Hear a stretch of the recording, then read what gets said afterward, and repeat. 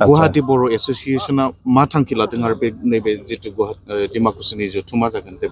माबायदि मा खालामनो साबायखर नोंथां जों गुवाहाटी बर' एसोसिएशननिफ्राय जोङो सम सम पाब्लिकफोरा जितु माने खामानियाव जेब्ला फैनाय जों तेनेका धरনৰ जों खामानि मावगासिनो दं थांनाय बोसोरथाम बोसोरब्रै जों बेफोरबायदि खामानि मावगासिनो दं बावैसो आगोलाव जों बेयावहाय प्रि आइ केम्प लायन्स क्लाबजों लोगो नांना बेयाव खुलिदोंमोन डिमाकुसियाव बेयाव अलमस्ट 170 मानसिफ्रा बेयाव फैनानै नुजाफैदोंमोन बेयाव तेनेका हेल्प लादों जोंनिफ्राय बेबायदिनो जोङो दा गुवाहाटी बर' एसोसिएशना ओरैबायदि सानदों जे जितु फैगौ बर' साहित्य सभा जों बेवहाय मोनसे स्टल होनो सानदों आरो जों बेयाव साबायखर होदों बिनि जितु रिसेपसन कमिटिखौ बिथांमोनखौ जे बिथांमोना जोंनो अननानै मोनसे स्टल होदों आरो बे स्टलाव जों ओरैबायदि खालामनो सानदों जितु केरियार गाइडेन्स दा केरियार गाइडेन्स होनना बुंनो थाङोब्ला बे जाबाय जोबोद माने गिदिर मोनसे बाथ्रा जे जों दा नुदों जे दा मुलुगाव बुंनो थाङोब्ला जोंनि गथ'फोरा आसामनि गथ'फोर आरो बांसिन बुंनो थाङोब्ला जोंनि जिब्ला बर' गथ'फोरा जितु अल इन्डिया जितु कम्पिटिटिभ एग्जामिनेसन बेफोरो कम्पिटिटिभ एग्जामिनेसनाव जोंनि गथ'फोरा जेरैबायदि दावगानो नांगौ बेबायदि दावगानो हायाखै आरो बुंनो थाङोब्ला जिब्लाक माने माबा हायार एजुकेसन दिनै मेडिकेलानो जा बा दिनै इन्जिनियारिङानो जा बेफोराव जेरैबायदि जोंनि गथ'फोरा दिनै आखा फाखा जानो नांगौ बेबायदि जों नुवाखै बेनि थाखाय जों सानदोंबा बेयाव जे सोरबा जुदि इन्जिनियारिं लाइनाव जुदि थांनो जुदि लुबैयोब्ला बा सोरबा जुदि मेडिकेल लाइनाव थांनो लुबैयोब्ला बा सोरबा आर्किटेक्टआनो जा सोरबा एग्रिकालसारानो जा बेफोरबायदियाव जुदि सोरबा जुदि थांनो लुबैयोब्ला बे माबायदि प्रिपारेसन खालामनांगोन मा साबजेक्टनि सायाव बे क्लास 9, 10 बेफोरनिफ्राय बा 11, 12आव बेयाव माने एम्फेसाइज माने होनानै फरायनांगोन बेफोरनि सोमोन्दै जों माने बेयाव बिथांमोनखौ जों मिथिहोनो जों नाजागोन बेवहाय आरो बिनिफ्राय आरो जितु जों नुबाय दा जिब्लाक माने कम्पिटिटिभ जिब्लाक एग्जामिनेसन जों गुवाहाटी बर' एसोसिएशना थांनाय बोसोरथामानो जाबाय जों इनभल्भ मोनसे खामानियाव जायब्ला गथ'फोर जिब्लाक माने बर' सेंग्रा सिख्लाफोर APSCयाव जिब्लाका मेइन एग्जामखौ क्लियार खालामदों बिथांमोनखौ जोङो मक टेस्ट जोंनि जेब्ला एक्सपार्ट दङ जोंनि कमिटिनि गेजेराव बा कमिटिनि बाहेरनिफ्रायबो जों लाना फैनानै बेयाव जों मक टेस्ट बिदि खालामदों आरो बेयाव जोबोद माबा बेखौ मोजां होनना बुंजायो जे जों मक टेस्ट होनायनिफ्राय गोबां गथ'फोरा बेयाव सायख'जादों फाइनेलि जों दा बेनिखायनो बेयाव ACS जिब्ला एग्जामिनेसन सोरबा जुदि होनो सानब्ला बा इन्डियान सिभिल सार्भिस IAS बुंनो थांब्ला बेफोरखौ जुदि होनो थांब्ला माबायदि प्रिपारेसन खालामनांगौ माबायदि साबजेक्टआव थांना फरायबा बिसोरा सुबिदा मोननो हागौ बा मा धरনের जिब्लाक माने माबा दं जिब्ला कचिं सेन्टार अल इन्डिया जिब्लाक दं बेफोराव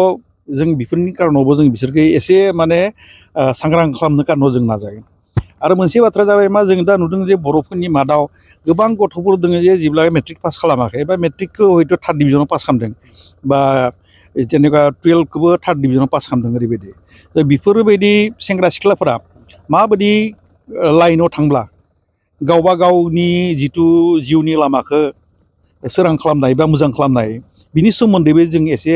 बिथांमोनखौ सांग्रां खालामनो कारनाव जों नाजागोन जायफ्रा बेहाय माने सेलेक्ट मोनगोन बिथांमोननि थाखाय माबा मोनसे हेल्प खामानि मावगोन नामा दा हेल्पखौ दा बे समाव एसे बुंस' हाया खिन्थु मिन व्हाइल जोङो माने थांनाय बोसोरनि जोङो তেনেকুৱা धरনের जिবিলাক बर' हिन्जावसा बिखेखके सानै बुंनो हायो जे खोब गोरिब न'निफ्राय माबा मेडिकेलाव पास खालामदोंमोन आरोखि मेडिकेलाव सिट मोन्दों खिन्थु मेडिकेलाव एडमिसन लानो थाखा फैसाबो गैया रां रुफा गैया बिनिफ्राय जोंखौ एप्रच खालामदोंमोन खालामनायाव जों एकदम फुरा बिसोरनो एडमिसन माबानाय ओरैनो जों बेफोरखौ फाइनान्सियेल जों सापर्ट खालामदों आरोखि बेबायदि खालामदों गेजेर गेजेर आरो नोंथांमोना मिथिगौ कर'नानि समाव इन्डियानि दाब दाब जायगायाव जोंनि बर' गथ'फ्रा जेब्ला बेयाव थांनानै नांथाना दङमोन ना फैनाया ओरैनो थाखा फैसा गैया बेफोरबायदि समावबो जों थाखा फैसा बुथुमनानै बिथांमोनखौ बेयाव लाना फैनायनि जों बेब'स्था खालामदों बिबायदि बिदिनो जों सम सम मावो आरोखि बे जे सांघातिक माने सक्तिखालि बा स्ट्रं अर्गेनाइजेसन बे नङा जोंनि अर्गेनाइजेसना बे दा बोसोरथाम जाबाय दायो बोसोरथाम बोसोरब्रै जाबाय जों बिदि नाजायो आरोखि गेजेर गेजेर मोनसे खामानिफोर रायजोनि खामाव फैनाय ओरैबायदि आरोखि फ्रि अफ कस्ट माने खोब माने टेलेन्ट गोनां स्टुडेन्टस बिथांमोनाथ' मोनगोन जायफ्रा माने थारमाने एसे गुरै थाखोनि बिथांमोनखौ थारमाने एसे गोजौ थाखोआव फोजौनो थाखाय थारमाने बे गुवाहाटी एक्जेक्टलि जोंनि मेइन माबाया जाबाय नट फाइनान्सियेलि उपाय गैयाबा जों गेजेर गेजेर बेखौबो खालामो खिन्थु मेइनलि बिसोरखो जिथु स्टार्टिं अबस्थानिफ्राय खारन जिखुनु दा सोरबा जुदि ACS बा सोरबा जुदि IAS परिखा जुदि होनो थांब्ला बे क्लास 9 10 निफ्राय मोजाङै प्रिपेरेसन खालामाबा बे सम्भब नङा हो दा बेफोरनि सोमोन्दै जों सांग्रां खालामगोन खारन जोंनि कमिटियावनो दङ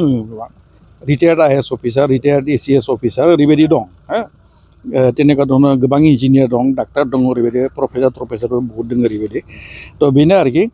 इमिडियेटलि जों फाइनेन्सियेल सापर्ट होनो हायाब्लाबो जों मरेल सापर्ट बा धरक बिभिन्न धरনের जिবিলাক डाइरेक्टलि इनडाइरेक्टलि हेल्प खालामनो जों नाजागोन आरोखि जों नाजागासिनो दं जों नाजागोन आरोखि बे मोनसे एपिल थाबाय जोंनि बे प्रग्रामाव जाहाथे नोंथांमोननि बे प्रग्रामखौ नायनानै जुदि गोबां जिবিলাক माने फरायसुलि बिसोरो जुदि फैब्ला बा जायफ्रा फरायनो गारना दं दायो गोबां गथ' दङ दा मेट्रिक पास खालामनो हायाखैबा ओरैबायदि बेफोरो जुदि सेंग्रा सिख्लाफ्रा जुदि फैब्ला जों एसे अन्तत बिथांमोनखौ एसे हेल्प खालामनो जों नाजागोन आरोखि थेंक इउ